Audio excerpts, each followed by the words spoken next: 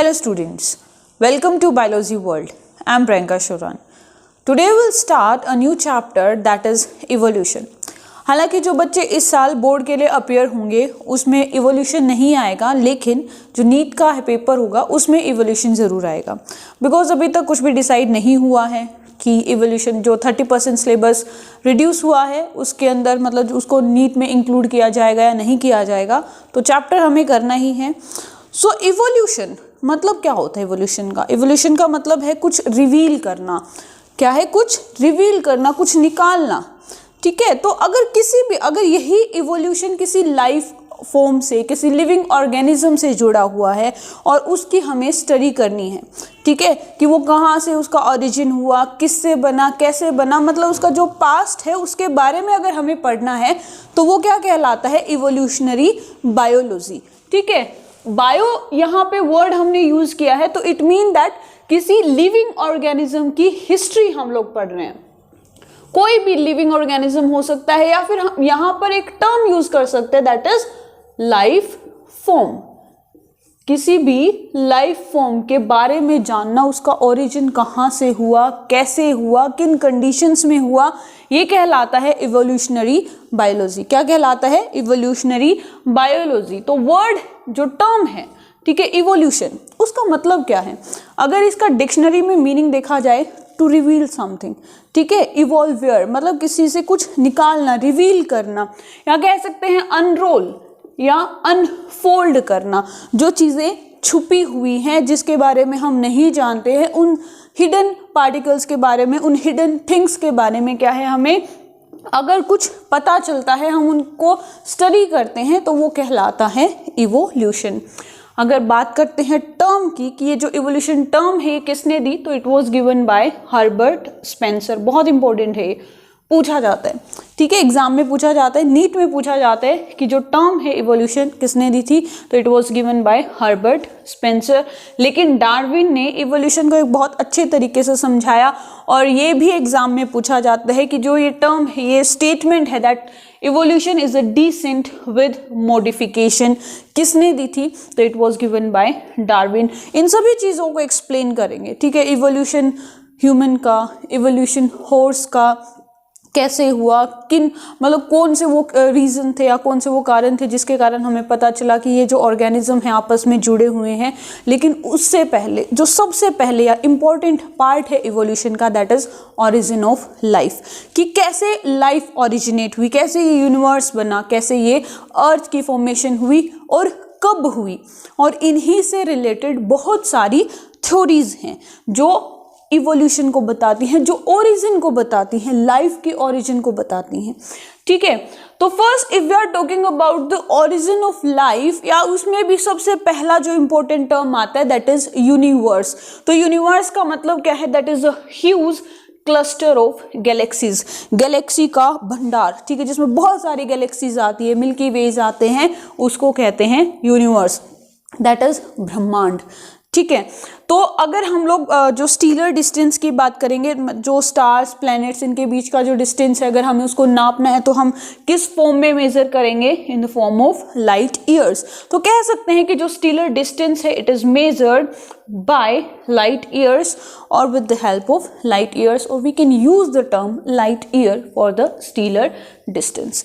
ठीक है, अब देखो ओरिजिन की बात कर रहे हैं, यूनिवर्स के ओरिजिन की बात कर रहे हैं. इससे रिलेटेड बहुत सारी थ्योरीज हैं कि यूनिवर्स बना कैसे, और यूनिवर्स की ओरिजिन के लिए सबसे इम्पोर्टेंट थ्योरी है, सबसे जो हर चीज़ को बहुत अच्छे से एक्सप्लेन करती है, जिसको हमने सबसे पहले अप्रूव किया था, माना था, वो थी बिग बैंग थ्योरी. कौन सी थी? Big bang theory. And it was given by एबे लेमाइटियर. किसने दी थी? एबे लेमाइटियर ने. क्या दी थी? Big bang theory. और इनके अकॉर्डिंग कि जो यूनिवर्स है कुल मिला के 20 बिलियन ईयर अगो इसकी फॉर्मेशन हुई थी. ठीक है, 20 बिलियंस ईयर अगो. पूछ लेते हैं कई बार कि यूनिवर्स की फॉर्मेशन कब हुई थी. ठीक है, that was 20 BYA, that is billion year ago. 20 billion year ago पहले क्या है हमारा यूनिवर्स बना था. कैसे बना? इन्होंने बताया कि बहुत एक भयंकर एक्सप्लोजन हुआ था। और वो एक्सप्लोजन कैसा था? एक थर्मोन्यूक्लियर एक्सप्लोजन था, एक डेंस एंटाइटी थी, उसमें बहुत बड़ा एक एक्सप्लोजन हुआ जिसको फिजिकल टर्म्स में मेजर करना, प्रैक्टिकली इसको एक्सप्लेन करना इम्पॉसिबल है, हो ही नहीं सकता। ठीक है, इतना खतरनाक एक एक्सप्लोजन हुआ और उस एक्सप्लोजन के कारण बहुत सारे गैसियस क्लाउड्स बने। तो बिग बैंग का मतलब है बहुत बड़ा धमाका हुआ। बिग बैंग मीन्स बहुत बड़ा धमाका हुआ और यही जो धमाके के कारण यूनिवर्स की फॉर्मेशन हुई। ठीक है, और इस एक्सप्लोजन को, थर्मोन्यूक्लियर एक्सप्लोजन को ही बिग बैंग थ्योरी कहा गया। क्या कहा गया? Big bang theory. ठीक है, पूछ लेते हैं what is big bang theory, या फिर बिग बैंग का मतलब क्या है। तो इसका मतलब है कि thermonuclear explosion of dense entity.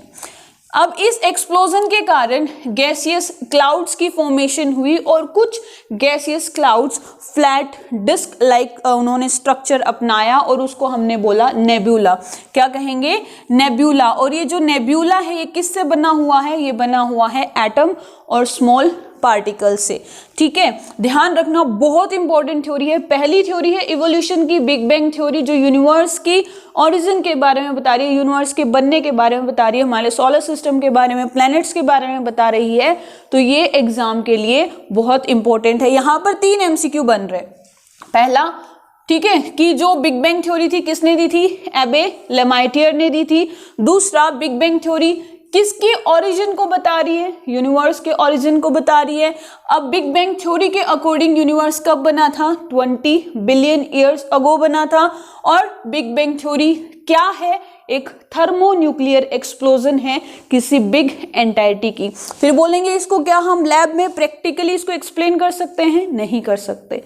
ठीक है, अब इसमें कई बार यहाँ पर एक और MCQ बन रहा है कि व्हाट इज नेब्यूला। तो नेब्यूला क्या है? बहुत सारे गैसियस क्लाउड्स बने थे और उन्हीं गैसियस क्लाउड्स में कुछ फ्लैट गैसियस क्लाउड्स बने जो कि एटम और स्मॉल पार्टिकल से बने हुए हैं। ठीक है, अब इन्हीं नेब्यूला में से कुछ सोलर नेब्यूला थे और इन सोलर नेब्यूला ने क्या बनाया? Solar system.